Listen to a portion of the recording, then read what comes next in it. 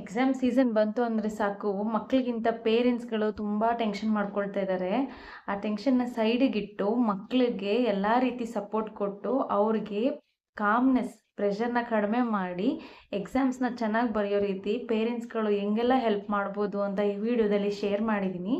ಈ ವಿಡಿಯೋನ ಕಂಪ್ಲೀಟಾಗಿ ನೋಡಿ. ಬನ್ನಿ, ತಡ ಮಾಡ್ತೀನಿ, ಯಾವೆಲ್ಲ ಪಾಯಿಂಟ್ಸ್ಗಳನ್ನ ಮೈಂಡಲ್ಲಿ ಇಟ್ಕೊಂಡು ಮಕ್ಕಳಿಗೆ ಸಪೋರ್ಟ್ ಮಾಡ್ಬೋದು ಅಂತ ಈ ವಿಡಿಯೋದಲ್ಲಿ ನೋಡೋಣ. ಫಸ್ಟ್ ಪಾಯಿಂಟು, ಮಕ್ಕಳಿಗೆ ಮೆಂಟಲಿ ನಾವು ಸಪೋರ್ಟಿವ್ ಆಗಿ ನಿಂತ್ಕೊಬೇಕು. ಫಸ್ಟ್ ಏನಂತಂದರೆ, ಅವರು ಹೇಳೋದನ್ನು ನಾವು ಕೇಳಬೇಕು, ಅವ್ರದ್ದು ಫೀಲಿಂಗ್ಸ್ನ ನಾವು ಅರ್ಥ ಮಾಡ್ಕೊಬೇಕು, ಅವ್ರನ್ನ ಕಾಮಾಗಿರೋ ಥರ ನೋಡ್ಕೊಬೇಕು. ಮತ್ತು ಅವ್ರು ಮಾಡೋ ಸಣ್ಣ ಪುಟ್ಟ ಕೆಲಸಗಳನ್ನ ನಾವು ಅಪ್ರಿಷಿಯೇಟ್ ಮಾಡಬೇಕು.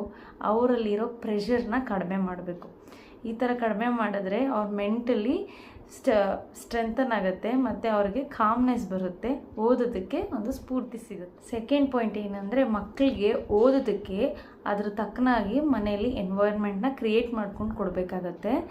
ಅವ್ರಿಗೆ ಆದಂಥ ಒಂದು ಸ್ಟಡಿ ಪ್ಲೇಸ್, ಅವರಲ್ಲಿ ಕುತ್ಕೊಂಡು ಓದೋ ಥರ ಅಲ್ಲಿ ಬುಕ್ಸ್ ಅರೇಂಜ್ ಮಾಡಿ ಅವ್ರಿಗೆ ಅಲ್ಲಿ ಪ್ಲೇಸಿಗೆ ಬಂದಿದ ತಕ್ಷಣ ಓದೋದಕ್ಕೆ ಇಂಟ್ರೆಸ್ಟ್ ಬರಬೇಕು. ಆ ರೀತಿ ಒಂದು ಎನ್ವೈರ್ಮೆಂಟ್ನ ಕ್ರಿಯೇಟ್ ಮಾಡಿಕೊಡ್ಬೇಕು.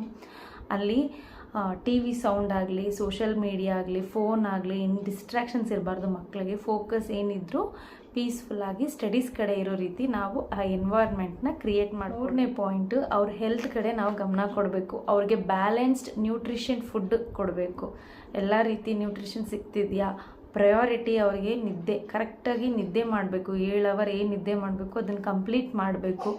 ಓದೋದಕ್ಕೆ ನಿದ್ದೆನ ಕಾಂಪ್ರಮೈಸ್ ಮಾಡೋ ಥರ ಮಾಡ್ಕೊಬೇಡಿ. ಸೊ ಒಳ್ಳೆ ಊಟ ಕೊಡಬೇಕು, ನಿದ್ದೆ ಚೆನ್ನಾಗಿ ಮಾಡಬೇಕು, ಮತ್ತು ಸಣ್ಣ ಪುಟ್ಟ ಬ್ರೇಕ್ಸ್ ತೊಗೊಂಡು ಎಕ್ಸಸೈಸ್ ಮಾಡ್ಕೊಳ್ಳೋದನ್ನು ನಾವು ಹವ್ಯಾಸ ಮಾಡಿಸ್ಬೇಕು ಅವರಿಗೆ. ಸೊ ಅವರಲ್ಲಿರೋ ಪ್ರೆಷರ್ ಕ್ರಮೇಣ ಕಡಿಮೆ ಆಗ್ತಾ ಬರುತ್ತೆ. ಫೋರ್ತ್ ಪಾಯಿಂಟು, ಅವ್ರ ಎಕ್ಸಾಮ್ ಟೈಮಲ್ಲಿ ಎಕ್ಸಾಮ್ ಬರೆದು ಬಂದ ಮೇಲೆ ಎಕ್ಸಾಮ್ ಹೆಂಗೆ ಬರದೆ ಅಂತ ಕೇಳಿ ಅವ್ರಿಗೆ ಇದು ಮಾಡೋದಕ್ಕಿಂತ ನೆಕ್ಸ್ಟ್ ಎಕ್ಸಾಮ್ ಇನ್ನೂ ಹೆಂಗೆ ಬೆಟ್ರಾಗಿ ಮಾಡಬೇಕು ಅನ್ನೋದ್ರ ಬಗ್ಗೆ ಮಾತಾಡೋದು. ಈ ಕ್ವೆಶನ್ಗೆ ಯಾವ ಥರ ಆನ್ಸರ್ ಮಾಡಿದೆ, ಆ ಕ್ವೆಶನ್ಗೆ ಯಾವ ಥರ ಆನ್ಸರ್ ಮಾಡಿದೆ ಅಂತ ಹೇಳಿ ಕೆದ್ಕೋ ಬದಲು ಬೆಟರ್ ನಾವು ನೆಕ್ಸ್ಟ್ ಎಕ್ಸಾಮ್ನ ಇನ್ನೂ ಚೆನ್ನಾಗಿ ಮಾಡೋದಕ್ಕೆ ಅವರಿಗೆ ಪ್ರೋತ್ಸಾಹ ಕೊಡೋ ಥರ ಮಾಡಬೇಕು. ಮಕ್ಕಳ ಪ್ರೆಷರ್ನ ಕಡಿಮೆ ಮಾಡಿ ಕಾಮಾಗಿದ್ದು ಅವ್ರಿಗೆ ಓದಿರೋದನ್ನೆಲ್ಲ ನೆನ್ಪು ಮಾಡಿಕೊಂಡು ಎಕ್ಸಾಮ್ ಬರೆಯೋದಕ್ಕೆ ಎಷ್ಟಾಗುತ್ತೋ ಅಷ್ಟು ಹೆಲ್ಪು ಪೇರೆಂಟ್ಸ್ ಆಗಿ ನಾವು ಮಾಡೋದು ತುಂಬ ಅವಶ್ಯಕ ಅಂತ ಹೇಳ್ತೀನಿ.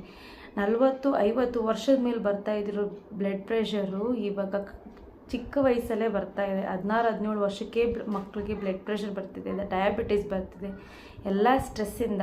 ಸೊ ಆದಷ್ಟು ಮಕ್ಕಳಲ್ಲಿ ನಾವು ಪ್ರೆಷರ್ನ ಕಡಿಮೆ ಮಾಡಿ ಒಳ್ಳೆ ಆ್ಯಕ್ಟಿವ್ ಎನ್ವೈರ್ಮೆಂಟ್ನ ಕ್ರಿಯೇಟ್ ಮಾಡಿಕೊಂಡು ಕಾಮ್ನೆಸ್ ಆಗಿ ಎಕ್ಸಾಮ್ ಬರೆಯೋ ಥರ ಹೆಲ್ಪ್ ಮಾಡೋಣ.